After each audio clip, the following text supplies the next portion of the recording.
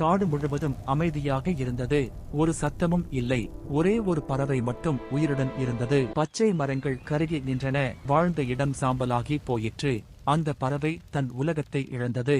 மற்ற பறவைகளுடன் விளையாடிய நாட்கள் நினைவுக்கு வந்தது.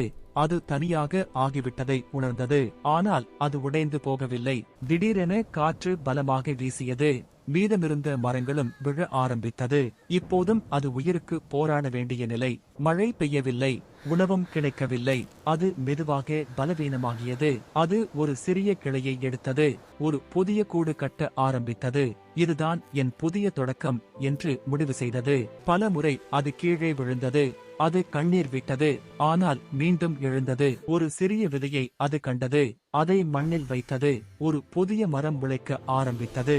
சிறிய செடி வளர்ந்து மரமாகியது. புதிய பறவைகள் அந்த இடத்துக்கு வந்தது. அந்த காடு மீண்டும் உயிர் பெற்றது. அந்த ஒரே பறவை உலகத்தை மாற்றியது. ஒரு சிறிய முயற்சி பெரிய மாற்றம் ஆனது. நம்பிக்கை இருந்தால் உலகமே மீண்டும் உருவாகும். ஏஆர் மோட்டிவேஷன் தமிழ் ஸ்டோரிஸ் சேனலை சப்ஸ்கிரைப் பண்ணுங்க.